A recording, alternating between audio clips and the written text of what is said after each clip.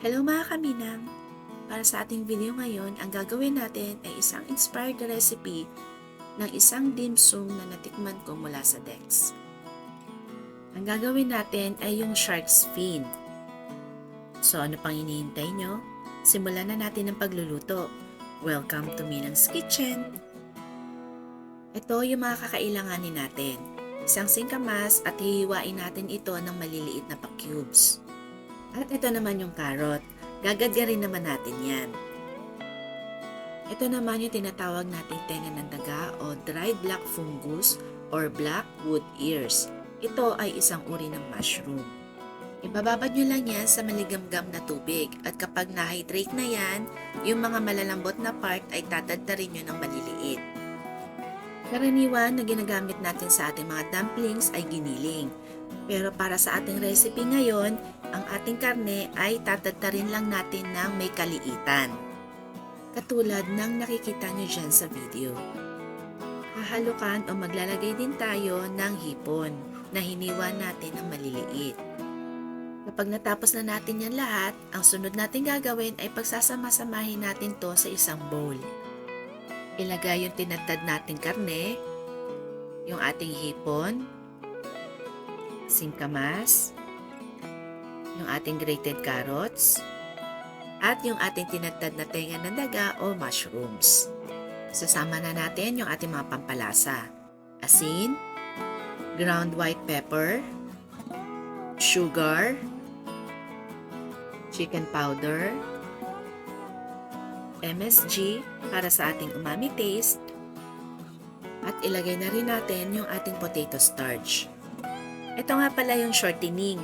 Magsasama din nga pala tayo dito sa ating mixture. Mabibili nyo ito sa mga groceries. Haluin nyo ito ng maigi hanggang evenly distributed na yung mga ingredients natin.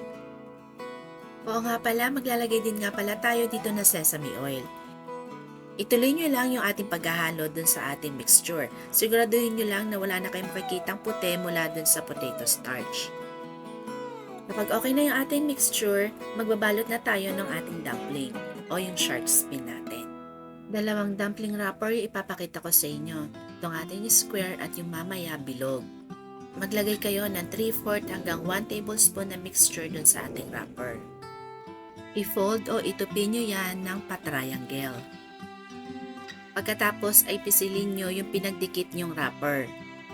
At ganito naman kung paano nila itupi yung ating wrapper ng shark's fin. Itutupi nyo yan ng parang pleats katulad ng nakikita nyo dyan sa video.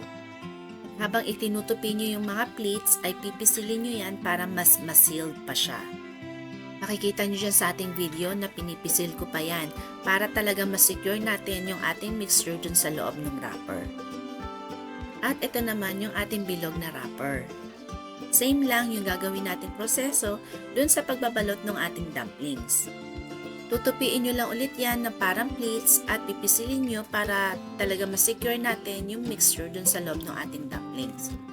Balot natin lahat ng ating mga mixture at pagka natapos na natin yan ay ready na natin itong lutuin.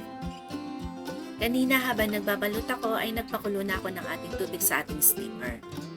Kapag kumukulo na yan, ay ilagay na natin yung ating steamer rack. Inilagay ko na nga pala yung ating dumplings dyan.